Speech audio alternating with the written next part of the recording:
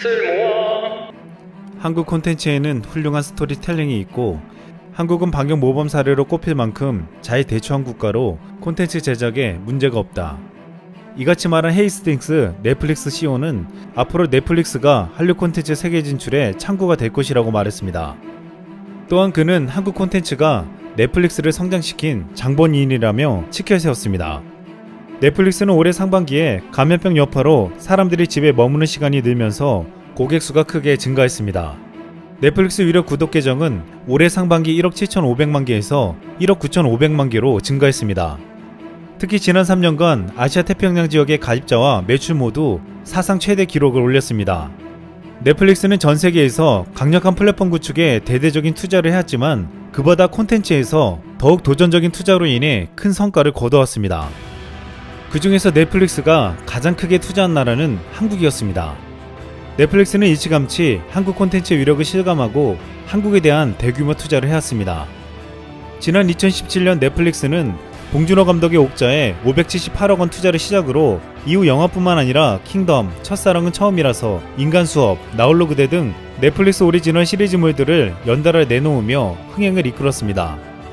이뿐만 아니라 예능에도 투자했고 CJ ENM, JTBC 등과 콘텐츠 제휴를 맺으면서 한국 콘텐츠 확보에 적극적이었습니다. 넷플릭스가 이처럼 한국 콘텐츠에 투자하고 제휴를 한 것은 전 세계 어느 국가의 콘텐츠보다 장사가 잘 됐기 때문입니다. 실제 넷플릭스에 올라온 수많은 한국 콘텐츠들은 각국에서 1위를 차지하며 큰 사랑을 받았습니다. 결국 현재 70여 개 한국 콘텐츠가 30여 개의 언어로 190여 개국에서 넷플릭스를 통해 소개되고 있습니다. 최근 넷플릭스에서 영화 살아있다도 공개된 지 이틀 만에 미국과 유럽 등 35개국 글로벌 영화 차트에서 1위를 차지하며 새로운 기록을 쓰고 있습니다. 넷플릭스는 한국이 아시아 시장으로 향하는 가장 빠른 지름길이라고 하며 앞으로 한국 콘텐츠에 대한 투자를 계속해서 늘릴 것이라고 했습니다. 그런데 최근 넷플릭스가 먼저 개척한 시장에 아마존과 디즈니 등이 뛰어들고 있습니다. 넷플릭스는 자신들이 구독자 6천만 명을 확보하는데 12년이 걸린 반면 디즈니 플러스는 1년밖에 채 안 걸렸다고 했습니다. 넷플릭스 헤이스팅스 CEO는 디즈니 플러스의 성장이 매우 놀랍다며 우리에게 위협적으로 볼 수도 있다고 했지만 넷플릭스의 킹덤과 디즈니 플러스의 더 만달로리안은 콘텐츠 성격이 다르기 때문에 우려할 필요가 없다고 했습니다. 헤이스팅스 CEO는 디즈니의 오리지널 콘텐츠에 대항하는 킹덤과 같은 한국의 창의적인 콘텐츠의 힘을 믿고 있었습니다. 그는 한국에서 창의적이고 독창적인 콘텐츠를 확보한 넷플릭스가 디즈니에 밀리지 않을 것이라고 한 것입니다. 이렇게 신한류 열풍을 일으키고 있는 한국 문화 콘텐츠 산업의 규모는 지속적으로 성장하고 있습니다. 한국의 문화 콘텐츠에 대한 글로벌 접근성이 높아지면서 한류 팬덤은 기존 아시아에서 전 세계로 확산되고 있습니다. 음악 산업에서는 전 세계 실물 음반 시장 축소 추세에도 불구하고 K-POP 음반 판매량은 크게 증가하며 한류 팬덤의 위력을 입증하고 있습니다. 올해 상반기 BTS의 앨범 판매량은 427만 장을 기록했고 10월 2일에 공개되는 블랙핑크의 첫 정규 앨범은 발매 전 선 주문량만 80만 장을 넘었습니다. 코로나로 인해 오프라인 공연이 제대로 이뤄지지 못한 올해 상반기에도 K-POP 실물 음반 판매량은 전년 동기 대비 42.9%나 늘어났습니다. 또한 블랙핑크는 첫 정규 앨범에 맞춰 넷플릭스 최초 K-POP 다큐멘터리까지 공개할 준비를 하고 있습니다. K-POP이 전 세계적으로 이렇게 확산되자 일본에서는 표정 관리가 제대로 되지 않고 있습니다. 최근 BTS가 빌보드 싱글 차트에서 1위를 차지하자 아시아가 거둔 쾌거라고 축하하기도 했지만 일각에서는 늘 그래왔듯이 한국은 국가에서 대규모 지원 정책을 썼기 때문이라며 깎아내리기도 했습니다. 일본의 한 방송에서는 미국 출신 음악평론가 마틴 프리드먼에게 13년이 지난 최근의 일본 노래는 어떠냐고 물었습니다. 마틴 프리드먼은 13년 전과 다르게 지금 일본의 노래는 미국과 유럽에서 굉장히 유행하고 있다고 했습니다. 그러자 한 패널이 분위기 파악을 못하고 한국의 K-POP처럼 굉장히 열광적인 느낌이냐고 궁금해하며 물었습니다. 그러자 마틴 프리드먼은 실소를 자아내며 K-POP과는 다른 차원의 세계라고 말을 줄였습니다. 그러면서 일본인이 모르는 무브먼트가 일어나고 있다며 위로의 말을 해주었습니다. 또한 지난 10일 일본의 한 방송에서는 한 전문가가 한국은 2000년대 김대중 정권 때부터 정부에서 영화와 음악에 힘을 쏟았다고 했습니다. 그러면서 이것이 한국의 선전이 되고 대통령의 지지율을 높여왔다는 식으로 말했습니다. 그러자 양심 있는 한 전문가가 이러한 현상을 제대로 이해하지 못하면 일본은 시대에 못 따라갈 것이라고 단언했습니다.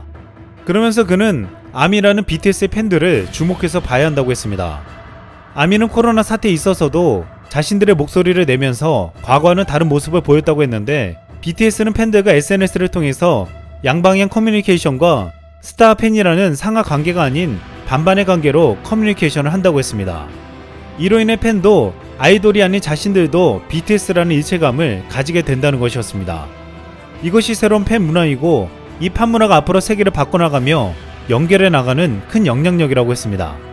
일본은 그동안 한국이 국가의 전폭적인 지원 때문에 문화 콘텐츠가 발전했다는 식의 말을 해왔지만, 실제로 한국의 경쟁력은 무한 경쟁과 개방에 있다고 말하고 있습니다. K컬처가 세계 정상급 수준으로 성장한 것은 국내와 해외 시장의 경계를 허물며 창의적이고 실용적인 아이디어를 추구했기 때문이었습니다. 국내라는 좁은 틀을 뛰어넘어 세계를 무대로 스토리를 만들고 세계인의 공감을 살 만한 보편적인 정서를 그 위에 입혔습니다. 그 대표적인 예로 K-팝의 연습생 시스템을 꼽고 있습니다. 아이돌 가수를 꿈꾸는 청소년들은 최대 100만 명에 이르는 것으로 추산되고 있지만, 연예 기획사에 소속돼 노래와 춤을 익히는 연습생 신분이 되기에도 최소 수백 대 1의 치열한 경쟁을 뚫어야 합니다. 국내 연예 기획사는 무려 2000여 개로 추산되는데, 이들이 육성한 그룹 가운데 방송을 통해 데뷔하는 팀은 한 해 100개를 밑돌고 있습니다. 이 가운데 성공한 그룹은 10개 남짓에 불과합니다.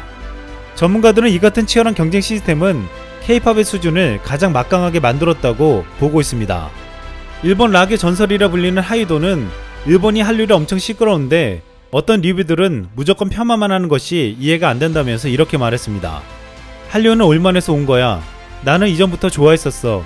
그래서 드디어 왔구만 했다고. 적어도 일본 사람들보다 노래 잘 부르고 외모나 춤, 음악 센스도 출중하다고 생각하거든. 그러니 일본에 들어와서 이런 상황이 된 거 아닐까.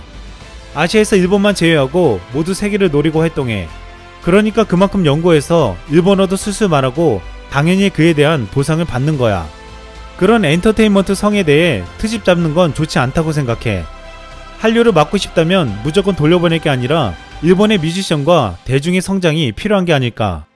가창력이 수준 이하인데 밀리언셀러를 기록하는 나라는 전 세계에서 일본밖에 없을걸. 그리고 혐오는 음악적인 문제가 아니라 과거 역사적 문제라 할 수 있지. 그걸 바로잡지 않으면 이 싸움은 끝나지 않아. 빨리 해결되었으면 좋겠어. 하이도는 과거 2002년 내한했을 당시 한국에서 반일 감정이 깊다는 것을 알고 역사와 조심해야 될 단어 등을 공부하면서 정말 일본인들 지독했구나, 미안해요 라는 생각이 들었다고 했습니다. 이후 2012년에도 자신의 자서전에서 일본의 문화에 대한 보수성에 대한 비판과 우익들의 혐오를 관련지어 의견을 내세우기도 했습니다. 최근 일본과 아시아뿐만 아니라 중국에서도 다시금 한류의 바람이 불기 시작하고 있습니다. 한한령 이후 한국 콘텐츠는 중국 시장에서 퇴출되었지만 최근 한국 드라마 미생 리메이크판이 2년 만에 방영되었습니다. 또한 한국 영화 베테랑의 중국판 리메이크작이 중국에서 3주 만에 619억 원의 대박 흥행을 기록했습니다. 한때 가장 뜨거운 한류 사랑으로 가장 많은 수익을 내게 해주었던 중국 시장이 다시 열리고 있는 것입니다. 2020년 전 세계는 코로나로 인해서 힘겨워하고 있지만 한류 콘텐츠는 전 세계인들에게 위로와 희망을 주며 더욱 전진해 나가고 있습니다. 이상 쓸멍이었습니다.